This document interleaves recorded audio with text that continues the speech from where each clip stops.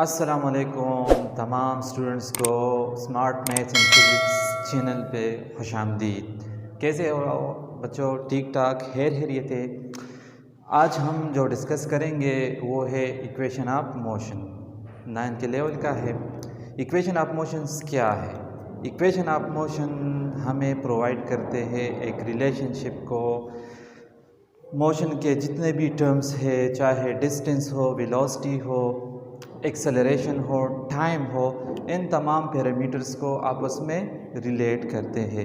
जब कोई body uniform velocity के साथ मूवमेंट कर रही हो या कांस्टेंट एक्सेलरेशन के साथ मोशन कर रही हो तो फिर हम इक्वेशन ऑफ मोशन को यूज़ करते हैं। ठीक है, तो 9th के लेवल पे हमारे पास 3 तरह के इक्वेशंस है जिसको हम first, second and third equation of motion बोलते हैं। आज हम जो डिस्कस करेंगे वो है फर्स्ट इक्वेशन ऑफ मोशन। तो फर्स्ट इक्वेशन ऑफ मोशन हमें क्या देता है? It provides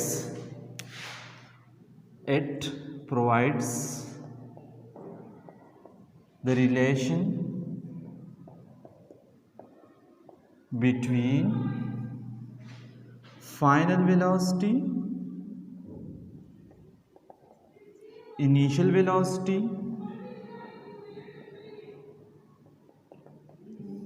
time and acceleration। First equation of motion हमें इन टर्म्स के दरमियान, मोशन के जो टर्म्स है इसके दरमियान एक रिलेशनशिप प्रोवाइड करती है। जब कोई बॉडी कांस्टेंट एक्सेलरेशन के साथ मूवमेंट कर रही हो तो हम किसी भी टाइम टी पे किसी बॉडी का फाइनल वेलोसिटी या इनिशियल वेलोसिटी जो भी हमें रिक्वायर्ड हो इन पैरामीटर्स में से, तो वो हम आसानी के साथ मालूम कर सकते हैं। और ये इक्वेशन हमारे पास है VF, ये इसका मैथमेटिकल फॉर्म है VI प्लस AT। अब हम इस इक्वेशन को प्रूव करेंगे। पेपर में आ जाता है कि इस इक्वेशन को बाई ग्राफिकल मेथड आप प्रूव करें, तो अभी मैं बाई ग्राफिकल मेथड इसको प्रूव करूँगा। ठीक है, तो पहले मैं कंसिडरेशन करूँगा कि इधर मैं प्रूफ लिखता हूँ। प्रूफ लेट हमारे पास एक बॉडी है, let consider a body which are moving with initial velocity VI। एक बॉडी है वो इनिशियल वेलोसिटी VI के साथ मूवमेंट कर रही है।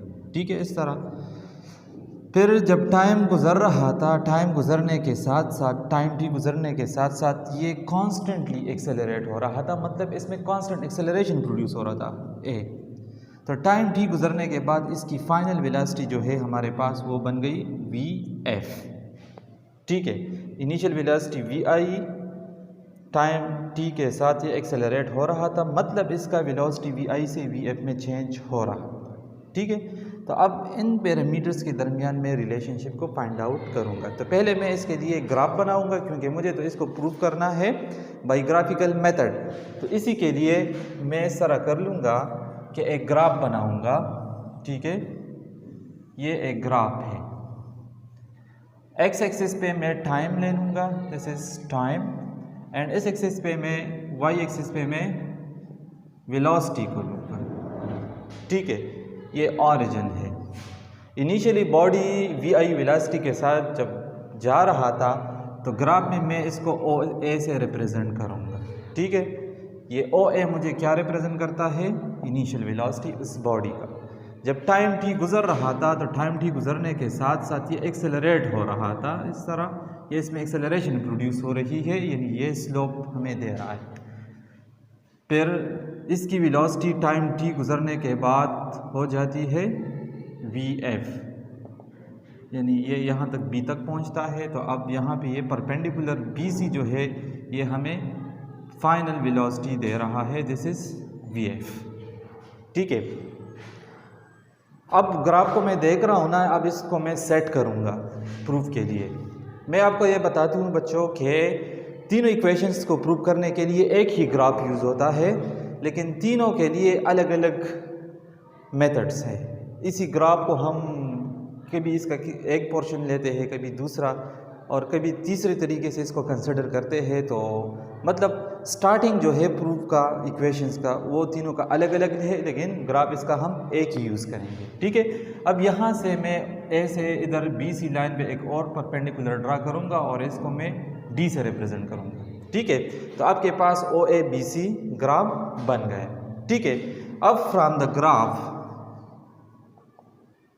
ग्राफ इस ग्राफ को हम देख रहे हैं ना, तो ये ओ ए और सी डी ये दोनों इक्वल नज़र आ रहे हैं ना, तो इसको मैं वी आई कहूँगा। इस तरह ओ सी मेरे पास टी है और ए डी भी, ओ सी और ए डी ये भी दोनों इक्वल है, तो इसको भी मैं टी से रिप्रेजेंट करूँगा। और चूँकि आपने पढ़ा है कि वेलोसिटी वर्सेस टाइम ग्राफ में स्लोप हमारे पास एक्सेलरेशन के बराबर होती है, तो इसलिए मैंने इसको ऐसे रिप्रेजेंट कर दिया। अब देख लो ग्राफ्स को मैं देख रहा हूँ, ओ ए और ओ सी डी ये दोनों इक्वल है, तो ये मेरे पास है वी आई, ठीक है। इसी तरह मेरे पास ओ सी और ए डी ये दोनों भी इक्वल है, तो ये मेरे पास है टाइम, सही है।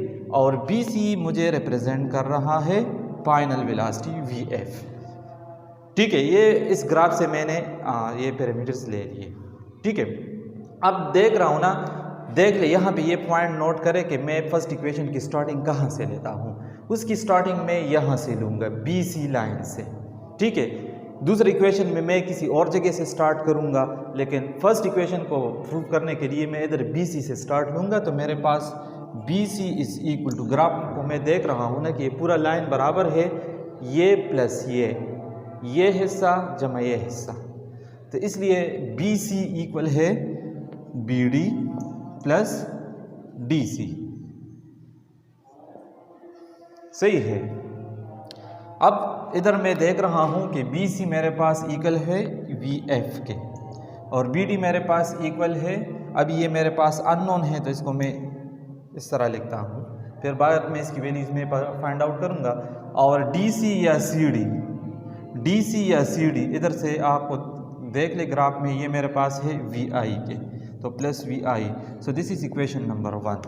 अब मुझे बी डी मालूम करना है, ठीक है। बी डी को मालूम करने के लिए कंसिडर, ये ट्राइंगल में कंसिडर करूँगा। For B D consider triangle, कौन सा triangle, A B and D. A B D triangle को देख लो, स्लोप हमारे पास बराबर होती है, हम किस तरह स्लोप मालूम करते हैं, change in Y divide by change in X. तो इधर चेंज इन वाई पे हमारे पास है बी डी, तो इधर मैं बी डी लिखूँगा और divide by change in x. इस ट्राइंगल में अलॉन्ग एक्स एक्सिस जो साइड है वो मेरे पास है ए डी, तो मैं इधर ए डी लगाऊंगा, ठीक है।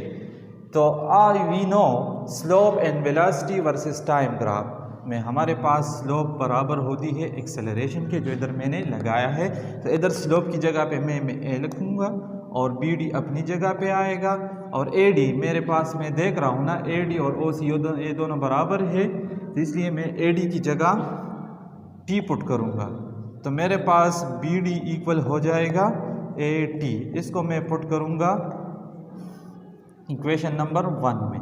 जब मैं उधर से पुट कर लूँ तो मेरे पास V F is equal to B D की जगह मैं ए टी लिखूँगा प्लस वी आई, या और V F is equal to V I plus A T.